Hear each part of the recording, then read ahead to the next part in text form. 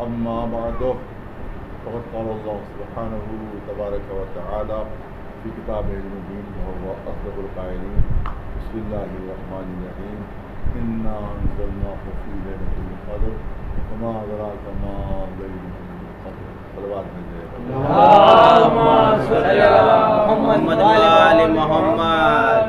مشہور معروف سورہ قدر سورہ اللہ کے نام سے جاتے ہیں. اس کا ابتدائی جز آپ کے سامنے پیش کیا.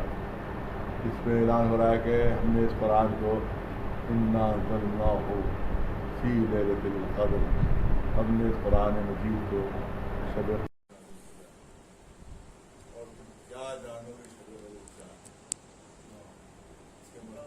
نہیں پہچان سکتے، اس مرتبے کی شناخت تم نہیں کر سکتے، اس کی اہمیت کا اندازہ تمہیں نہیں ہو سکتا ہے.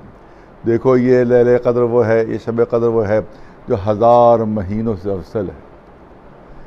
یہ 1000 مہینوں سے افضل ہے. یہی شب وہ شب ہے کہ جس میں ملائکہ اور جبریل امین اللہ کا امر لے کر نازل ہوتے رہتے ہیں. صلوات بھیجے بر محمد. سورہ کا خلاصہ آپ کے سامنے ترجمے کے طور پر پیش کیا. تو یہاں کے اوپر اعلان ہو رہا ہے کہ ہم نے قرآن مجید کو شب قدر میں نازل کیا، اور تم کیا جانو کہ شب قدر کیا ہے. لیکن ائمہ معصومین کا ارشاد ہے کہ یہاں پر لیلہ قدر سے مراد شہزادی فاطمہ زہرا سلام اللہ علیہا. ڈائریکٹ بہت تفصیلی بیان نہیں ہوتا ہے، مختصر بیان ہی ہوتا ہے. تو شب قدر سے مراد شہزادی ہیں. کیوں؟ آپ دیکھیں، ایک چیز ہوتی ہے قرآن بھی نازل ہوا ہے، اس میں کوئی شک نہیں. تو کیونکہ قرآن میں ایک ایک لفظ کے ہزار معنی ہیں، 70 ہزار معنی ایک ایک. لہذا اگر سے شب قدر وہ شب قدر بھی مراد لی جائے کہ جس میں قرآن نازل ہوا تو اس کے بھی معنی ہیں، اور دوسرے معنی یہ ہے کہ اس سے مراد شہزادی کونین ہے. دونوں معنی اس کے ہو سکتے ہیں. اب میں اس کے لیے ایک باتیں آپ کے سامنے عرض کرنا چاہتا ہوں، اور صاحبان فہم تشریف فرما ہے. دیکھیے، ایک چیز ہوتی ہے ظرف زمان اور ایک چیز ہوتی ہے ظرف مکان. یہ جس کو انگریزی میں ٹائم اور اسپیس کہتے ہیں، جس کو ٹائم اور اسپیس کہتے ہیں. مثال پیش کروں تاکہ چھوٹے بچے بھی سمجھ جائیں کہ 13 رجب جو ہے وہ مولا علی کی پیدائش کا ظرف زمان ہے. وہ شب جو ہے ظرف زمان یعنی ٹائم، زمانہ. تو ظرف زمان کیا ہے؟ 13 رجب کی شب. اور ظرف مکان کیا ہے؟ کعبہ معظمہ. جہاں پیدا ہوئے وہ ظرف مکان ہے، اور جس شب میں پیدا ہوئے وہ شب ظرف زمان ہے. یعنی ٹائم وہ ہے، اسپیس وہ ہے. تو اب آپ دیکھیں کہ قرآن دو ہیں، قرآن صامت بھی ہے، قرآن ناطق بھی ہے. تب مجھے یوں کہنے دیجئے کہ قرآن صامت کا ظرف زمان شب قدر ہے، اور قرآن ناطق کا ظرف مکان فاطمہ زہرا سلام اللہ علیہا. صلوات بھیجے محمد. تو یہ اس کی تفسیر اس طرح سے علماء نے کی ہے کہ میں نے آپ کے سامنے عرض کی. تو اس کا مطلب ہے کہ شب قدر جو ہے وہ 1000 راتوں سے نہیں، کبھی کبھی ٹرانسلیشن کر دیا جاتا ہے کہ 1000 راتوں سے افضل. 1000 راتوں سے نہیں، 1000 مہینوں سے افضل ہے. ایک رات جو ہے وہ 1000 مہینوں سے افضل ہے، 1000 مہینوں سے افضل ہے. تو اب یہاں کے اوپر سوال یہ ہوتا ہے، یہ 1000 مہینوں کی قید کیوں لگا دی؟ یہ 1000 مہینوں کی شرط کیوں لگا دی؟ 1500 مہینے کیوں نہیں کہا؟ 500 مہینے کیوں نہیں کہا گیا؟ 2000 مہینے کیوں نہیں کہا گیا؟ 70,000 مہینے کیوں نہیں کہا گیا؟ عام طور سے 40 کا لفظ جو ہے عام طور سے زیادہ استعمال ہوتا ہے، 70 کا زیادہ استعمال ہوتا ہے. تو اس طرح سے استعمال ہونا چاہیے تھا. یہاں 1000 مہینے کیوں؟ تو آپ توجہ رہے کہ اس کی جو شان نزول ہے اس سے آپ کو اندازہ ہو جائے گا کہ حضور سرور کائنات محمد مصطفیٰ صلی اللہ علیہ وسلم خواب میں دیکھا کہ ان کے ممبر کے اوپر بندر اچک رہے ہیں. ان کے ممبر کے اوپر بندر اچک رہے ہیں. بیدار ہوئے، سحرے کے پریشان ہو گئے. جبریل نازل ہوئے اور جبریل سے کہا کہ میں نے ایسا خواب دیکھا ہے. تو جبریل نے کہا کہ بارگاہ الہی سے ہم پیغام لے کر آئے ہیں کہ پریشان نہ ہوئیے، اور کیونکہ آپ کا زمانہ گزرنے کے بعد بنی امیہ اس منبر پر آ جائیں گے اور ان کی حکومت قائم ہو جائے گی۔ تو اب ظاہر ہے کہ رسول اللہ کے لیے بھی پریشانی کی بات تھی کہ وہ بنی امیہ آ جائے میرے منبر کے اوپر۔ تو اب قدرت نے رسول اللہ کی دل کی تسکین کے لیے کہا کہ دیکھیے ہم نے آپ کو اور آپ کی اولاد کو شب قدر دے دی ہے، نہیں توجہ ہے، اور یہ 1000 مہینوں سے افضل ہے، 1000 مہینوں سے افضل ہے۔ بنی امیہ کی جتنی سلطنت کی اور حکومت کی جو پورا دور ہے اور پورا زمانہ ہے، ان برسوں کو اگر مہینوں میں تبدیل کیا جائے، ان برسوں کو اگر مہینوں میں تبدیل کیا جائے تو ایگزیکٹلی 1000 مہینے نکلتے ہیں، ایگزیکٹلی 1000 مہینے نکلتے ہیں۔ جو بنی امیہ کی حکومت کا زمانہ ہے وہ 1000 مہینے کا زمانہ ہے۔ گویا رسول کو تسلی دی جا رہی ہے کہ حکومت بنی امیہ کو لے جانے دیجئے، دنیا لے جانے دیجئے، خزانے لے جانے دیجئے، لیکن ہم نے تو آپ کے لیے شب قدر رکھ دی ہے۔ ان کی حکومت ایک طرف ہے، شب قدر ایک طرف ہے۔ ایک صلوات بھیجے محمد۔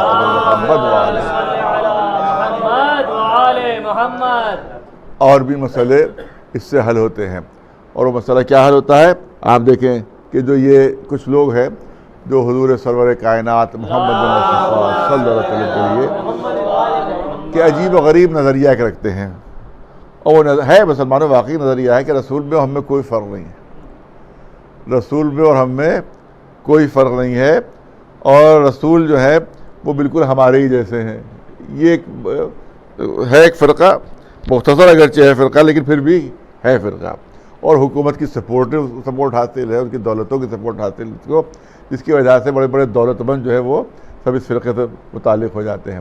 تو ان کا کہنا یہ ہے کہ بھئی سب اللہ کی مخلوق ہے، ہم بھی اللہ کی مخلوق، رسول اللہ بھی اللہ کی مخلوق، وہ بھی کھاتے پیتے تھے، ہم بھی کھاتے پیتے ہیں، وہی بازاروں میں چلتے تھے، ہم بھی بازار میں چلتے ہیں، انہوں نے بھی شادی کی، ہم بھی شادی کرتے ہیں، ان کی بھی اولادیں، ہماری بھی اولادیں، ہم میں ان میں کیا فرق ہے؟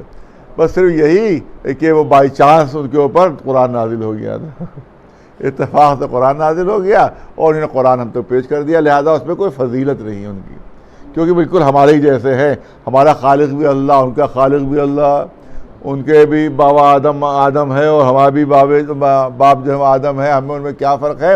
تو یہ سورہ مبارکہ جو ہے وہ اس کی اس عقیدے کی بہترین اس کے خلاف دلیل ہے، اس عقیدے کے خلاف بہترین دلیل، بہت توجہ کرنا چاہتا ہوں۔ اب جس طرح سے انسان اللہ کی مخلوق ہے، اسی طرح دن رات بھی اللہ کی مخلوق ہے، دن بھی اللہ کی مخلوق ہے، رات بھی اللہ کی مخلوق ہے۔ تو اب جب دن و رات اللہ کی مخلوق ہے تو دن میں کوئی فرق ہونا چاہیے، نہ رات میں کوئی فرق ہونا چاہیے، تو پھر یہ بتاؤ کہ جمعہ جو ہے وہ دنوں کا سردار کیسے بن گیا؟ ایک صلوات دے۔ جمعہ کیا ہے؟ سید الایام، سید الایام، جمعہ سید الایام ہے۔ ارے جب سارے دن اللہ کے ہیں تو اب یہ جمعے میں کیا فرق ہو گیا؟ یہ جمعہ سید الایام کیوں ہو گیا؟ تو اس کا مطلب یہ ہے کہ ہیں سب مخلوق مگر قدرت نے مرتبے رکھے ہیں، مراتب رکھے ہیں اور فضیلتیں رکھی ہیں ان کی۔ اسی طرح سے دوسری دلیل یہ ہے کہ ہر رات جو ہے وہ اللہ کی خلق کی ہوئی ہے، تو جب ہر رات اللہ کی خلق کی ہوئی ہے تو بھئی شب قدر بھی اللہ ہی کی خلق کی ہوئی ہے، شب قدر بھی اللہ کی پیدا کی ہوئی ہے۔ تو اب سوال یہ ہوتا ہے کہ جب سب راتیں اللہ کی مخلوق ہیں تو یہ 1000 مہینوں سے یہ رات افضل کیوں ہو گئی؟ توجہ رہے، رسول اللہ کی دلیل دی جاتی ہے کہ ہم بھی اللہ کی مخلوق، رسول بھی اللہ کی مخلوق، لہذا مخلوق ہونے کی حیثیت سے ہم سب برابر ہیں۔ تو میں پوچھتا ہوں کہ ہر رات اللہ کی مخلوق ہے تو شب قدر بھی اللہ کی مخلوق ہے، تو 1000 مہینوں سے یہ شب افضل کیوں ہو گئی؟ 1000 مہینوں سے شب افضل کیوں ہو گئی؟ اس لیے افضل ہوئی کیونکہ اس شب میں قرآن مجید نازل ہوا ہے، کیونکہ اس شب میں قرآن مجید نازل ہوا، لہذا جس شب میں قرآن مجید نازل ہو جائے وہ 1000 مہینوں سے افضل ہو جاتی ہے۔ تو جس قلب پر قرآن مجید نازل ہو رہا ہو اگر وہ کائنات میں سب سے افضل ہے تو تعجب کیوں؟ ایک صلوات بھیجے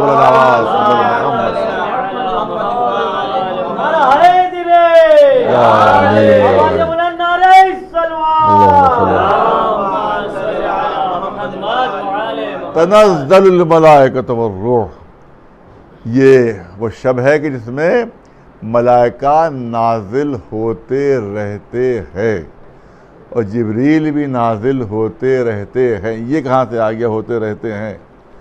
دیکھیے عربی زبان میں جو ہے خصوصیت ہے، آپ دیکھیں اردو میں کیا ہے کہ پاسٹ ہے، پریزنٹ ہے اور فیوچر ہے۔ کوئی جملہ یا پاسٹ میں ہوگا یا پریزنٹ میں ہوگا یا فیوچر میں ہوگا، لیکن عربی زبان کی خصوصیت یہ ہے کہ ایک ہی لفظ ہوتا ہے، ایک ہی سینٹنس ہوتا ہے اور اس میں دو زمانے پائے جاتے ہیں، اس میں دو زمانے پائے جاتے ہیں۔ وہ اس کو مضارع کا صیغہ کہتے ہیں۔ مضارع کا صیغہ وہ ہوتا ہے جس میں پریزنٹ ٹینس بھی ہوتا ہے اور فیوچر ٹینس بھی ہوتا ہے، جس میں پریزنٹ ٹینس بھی ہوتا ہے اور فیوچر ٹینس بھی ہوتا ہے، حال بھی ہوتا ہے اور مستقبل بھی ہوتا ہے۔ یہ مضارع کہتا ہے۔ لہذا یہاں کے اوپر اگر یہ ہوتا کہ شب قدر میں ملائکہ نازل ہوئے تھے تو پاسٹ ٹینس ہونا چاہیے تھا، نزلت الملائکہ، ملائکہ نازل ہوئے تھے شب قدر میں، پاسٹ ٹینس میں، لیکن یہ مضارع کا صیغہ استعمال ہو رہا ہے۔ اس کا ٹرانسلیشن یہ ہوگا کہ ملائکہ شب قدر میں نازل ہوتے ہیں اور نازل ہوتے رہیں گے۔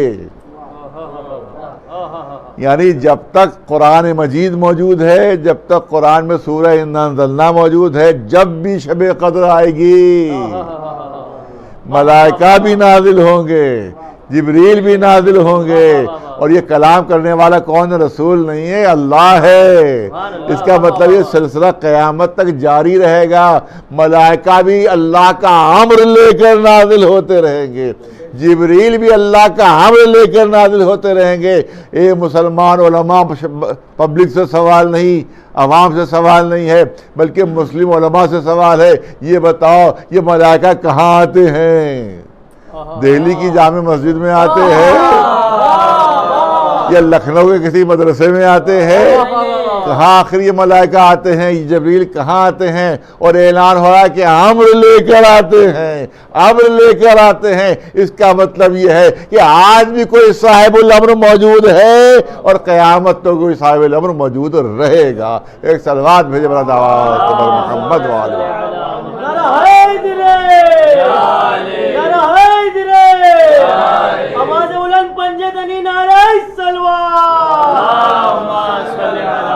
اور یہ شب ہے، زیادہ نہیں پڑھنا ہے، یہ شب ہے شب قدر، اس کے لیے ہے کہ اس میں قسمتوں کا فیصلہ ہوتا ہے، اس میں بندگان خدا کی قسمتوں کا فیصلہ ہوتا ہے۔ اسی لیے بہت تاکید ہے کہ رات بھر آپ لوگ جاگ کر عبادت کیجئے شب قدر میں۔ جاگ کر رات بھر عبادت کیوں؟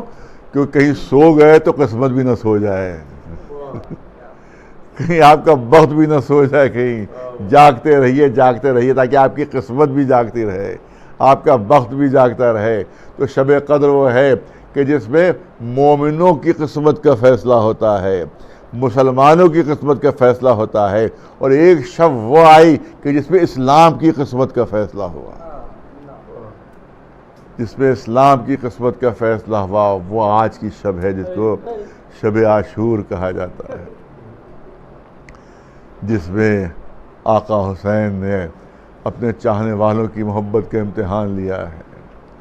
مشہور واقعات ہیں، آپ مسلسل سنتے رہتے ہیں، مسلسل سنتے رہتے ہیں، وہی عرض کرنا ہے کہ چراغ بجھا دیا۔ پہلے تو فرماتے ہیں امام حسین تمام اپنے اصحاب کو، تمام اعزاء کو، سب کو جمع کر کے فرماتے ہیں کہ دیکھو میں اپنی بیعت تمہارے سروں سے اٹھا رہا ہوں، یہ میرے دشمن ہے، تمہارے دشمن نہیں ہے، آنے والوں پر روک ہے، جانے والوں پر روک نہیں۔ تم مجھے چھوڑ کر اگر چلے جاؤ گے تو یہ لوگ تعرض نہیں کریں گے، تمہیں روکیں گے نہیں، جاؤ جاؤ مجھے چھوڑ کر چلے جاؤ، کیونکہ یہ صرف میرے دشمن ہیں۔ دیکھا اسی طرح سے سب موجود ہیں، سب اسی طرح سے موجود ہیں۔ امام نے فرمایا کہ لگتا ہے کہ تمہیں روشنی میں جاتے ہوئے شرم محسوس ہو رہی ہے کہ تمہیں کوئی دیکھ نہ لے، لہذا میں چراغ بجھائے دیتا ہوں، چراغ بجھائے دیتا ہوں، اندھیرے میں چلے جاؤ تاکہ تمہیں کوئی جاتا ہو دیکھ نہ سکے۔ تھوڑی دیر بعد جو امام نے چراغ جلایا، دیکھا پروانے حسین اسی طرح سے موجود ہے، کوئی اپنی نگاہ سے ہلا نہیں، اپنی نگاہ سے جنبش بھی نہیں کی ہے۔ اب روایت کہتی ہے کہ کبھی زہیر قین اٹھ کر کہتے ہیں، کبھی مسلم نے اوسجا اٹھ کر کہتے ہیں، اے آقا آپ نے یہ کیا کہہ دیا کہ آپ کو چھوڑ کر چلے جائے، آپ کو چھوڑ کر چلے جائے۔ اے آقا بس اس بات کا جواب دے دیجئے کہ اگر ہم آپ کو چھوڑ کر چلے گئے اور میدان حشر میں آپ کی ماں فاطمہ زہرا نے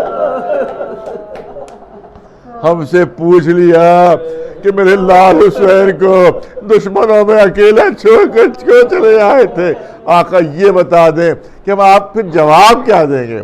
زہیر قین کہتے ہیں، آقا یہ 1000 دینار کی تلوار ہے، جب تک ہاتھوں میں تلوار چلانے کا دم ہے تلوار کے ذریعے آپ کی نصرت کروں گا، جب تلوار نہیں اٹھ پائے گی تو نیزے سے نصرت کروں گا، جب نیزہ بھی نہیں اٹھ پائے گا تو آپ کو دشمنوں پر پتھر ماروں گا۔ ایک زندگی کیا ہے، 70 زندگیاں مل جائیں، مرنے کے بعد لاش جلا دی جائے، خاک ہوا میں بکھیر دی جائے، اس کے بعد دوبارہ زندہ کیا جائے تب بھی آپ ہی بن جاتے، آپ ہی کی نصرت میں اپنی جان نچھاور کریں گے۔ یہ شب وہ شب ہے کہ جس میں بہت سے واقعات ہیں۔ اسی شب میں امام حسین کچھ اشعار پڑھ رہے تھے، ایک غلام تلوار پر سیقل کرتا جاتا تھا اور امام کچھ اشعار پڑھ رہے تھے۔ امام زین العابدین نے وہ اشعار سنے، سمجھ گئے کہ بابا اپنے مرنے کی خبر دے رہے ہیں، اپنی شہادت کی خبر دے رہے ہیں۔ امام زین العابدین نے تو صبر کیا، مگر روایت کہتی ہے کہ یہی اشعار جب جناب زینب کے کانوں میں پڑے ہیں تو تڑپ کر وہ خیمے میں پہنچتی ہیں جس میں امام حسین ہے، آتی ہیں اور بے ہوش ہو کر گر پڑتی ہیں۔ حسین آگے بڑھے، زینب کا سر اٹھا کر اپنے زانو پر رکھا، مظلوم امام پانی کہاں سے لاتا، پانی کے عوض رخساروں پر حسین کے آنسو ٹپکنے لگے۔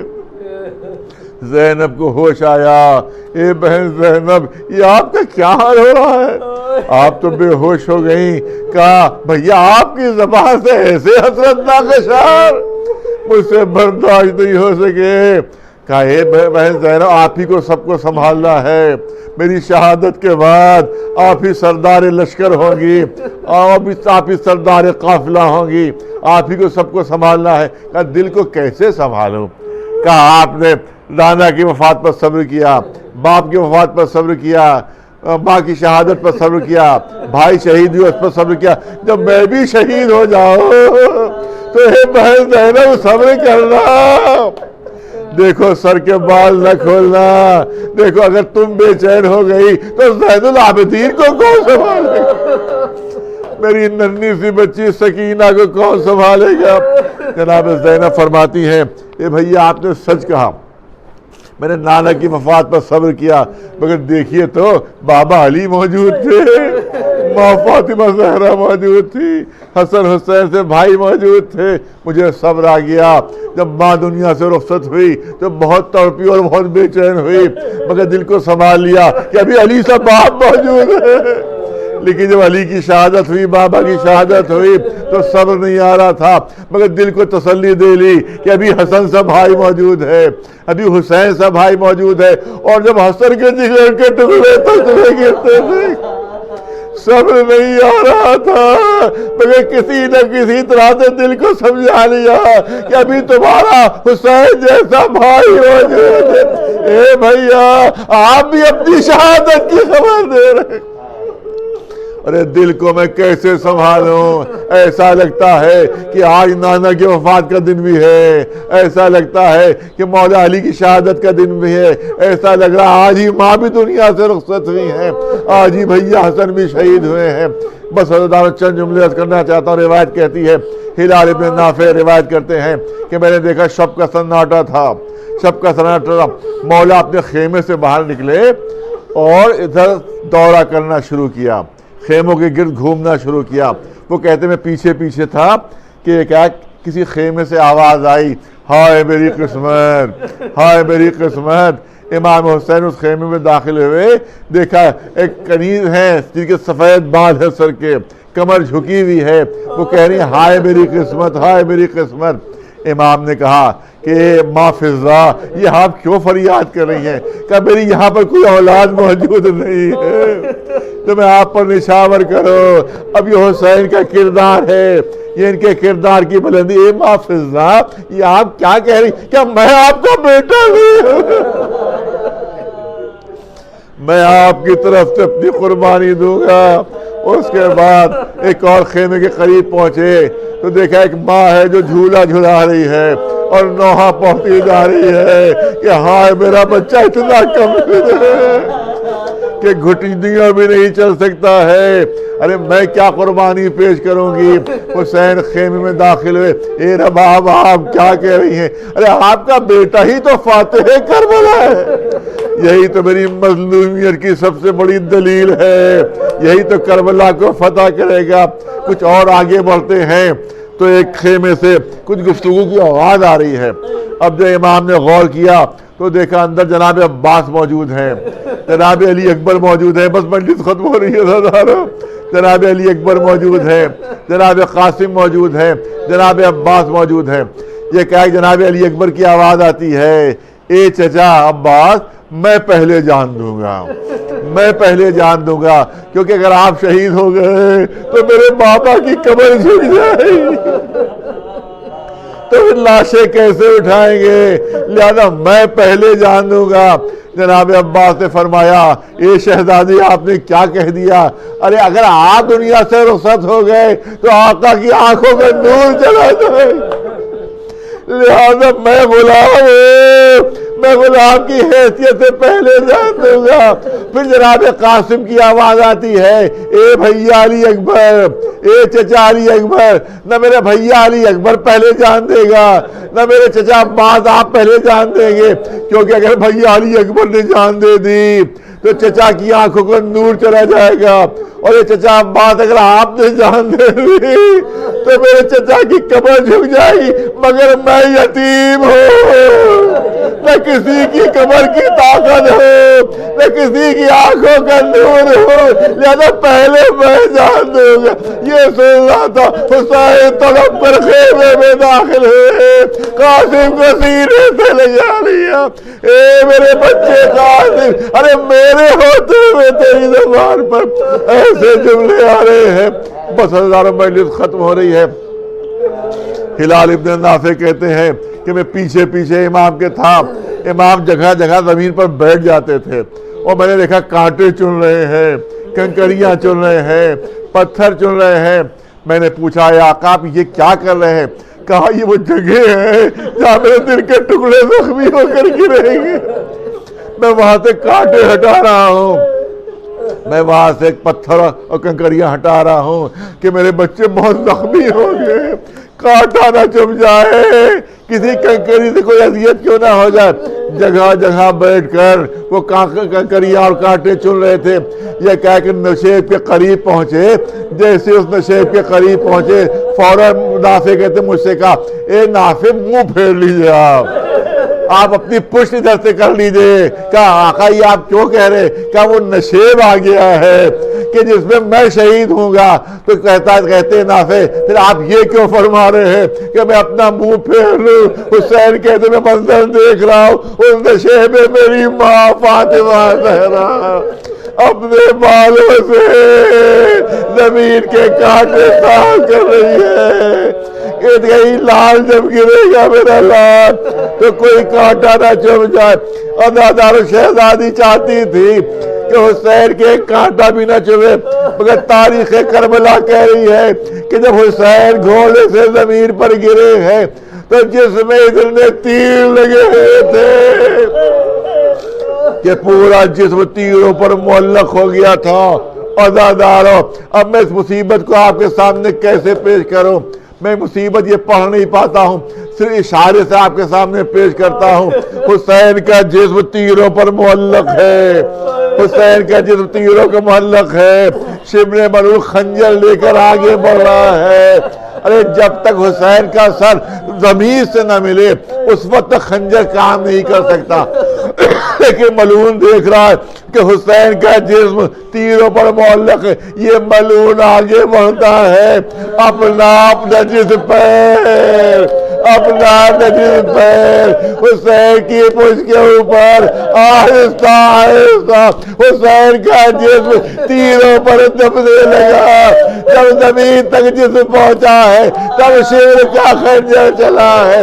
تب کسی منادی نے آواز دی ہے اللہ قتل الحسین بکربلا، اللہ ذبح الحسین بکربلا.